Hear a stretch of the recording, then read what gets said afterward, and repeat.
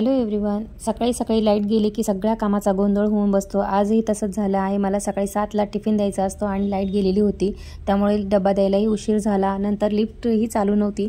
मला 2 वेळा खाली जावं लागतं। मी राहते 8व्या फ्लोअरवर आणि तिथून 2दा मला खाली यावं लागलं आणि 2दा वरती जावं लागलं।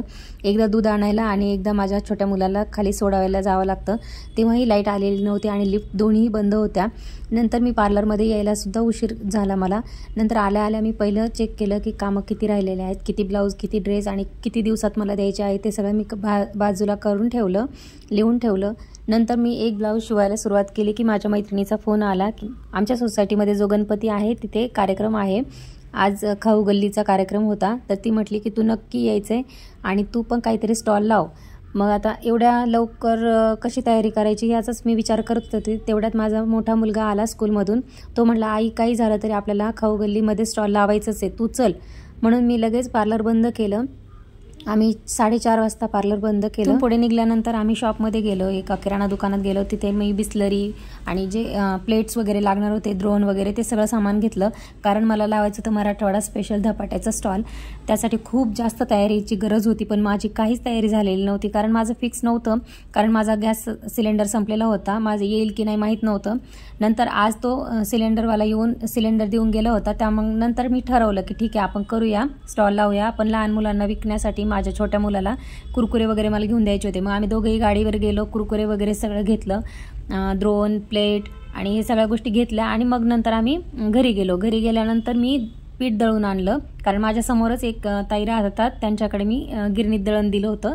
मग ते दळून आणल्यानंतर मी सगळं कांदा कापला, हे सगळी तयारी मी तिथून पुढे केली। गॅसची जी शेगडी आहे ती मी बेडमध्ये ठेवून दिलेली होती, ती सुद्धा मी बाहेर काढली, घासून काढली आणि जेवढे पण भांडे मला पाहिजे होते आजच्यासाठी ते सगळे बेडमध्ये ठेवून दिलेले होते। मोठे मोठे भांडे ते पण सगळे बाहेर काढले, घासून काढले आणि चक्क 4:30च्या नंतर मी तयारी केली आणि 7 वाजता स्टॉल लावलं। याच्यामध्ये माझ्या मुलांनी मला खूप जास्त मदत केली आणि माझा मोठा मुलगा गाडीवर प्रत्येक सामान मला आणून देत होता, कारण त्याला एवढी मजा वाटत होती की स्कूटी आई देते मला। मग तो मजेत काम करत होता, कारण मी त्याला अशी गाडी देतच नाही आणि आज त्याला मी 2-3 वेळा गाडी दिली तर तो एकदम खुश होता आणि माझा छोटा मुलगा पण खूप खुश होता, त्याला पण खूप इंटरेस्ट आहे या गोष्टींमध्ये।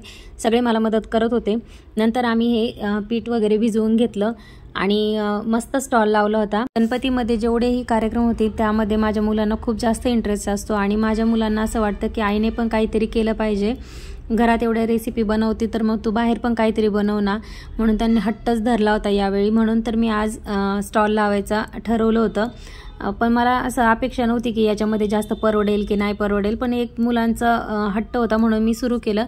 पण छान झालं, माझे धपाटे पण सगळ्यांना खूप आवडले आणि मी एवढा डब्बा भरून आणले होते, पीठ मळून आणलं होतं, तेवढ्यात मस्त धपाटे पण झाले आणि सगळ्यांचा रिस्पॉन्स पण खूप छान होता। अशा पद्धतीचा स्टॉल मी याच्या आधी कधीच लावलं नव्हतं, हा फर्स्ट टाइम होता, पण खूप छान रिस्पॉन्स पण मिळाला। आणि धपाटे काही लोकांना माहीत असतात, काही लोकांना माहीत नसतात। तुमच्या इकडे या पदार्थाला काय म्हणतात ते पण मला कमेंटमध्ये सांगा।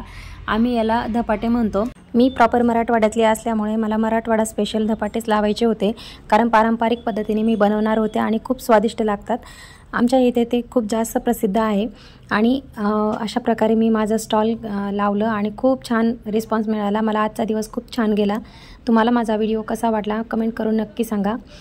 धपाटे बनवण्याची ही पारंपरिक पद्धत आहे, अशा पद्धतीने मी धपाटे बनवते। तुम्हीही कशा पद्धतीने बनवता, तुमच्या घरी बनवतात का धपाटे, मला नक्की कमेंट करून सांगा। व्हिडिओ आवडल्यास लाईक, शेअर आणि सबस्क्राईब करायला विसरू नका। Thanks for watching guys.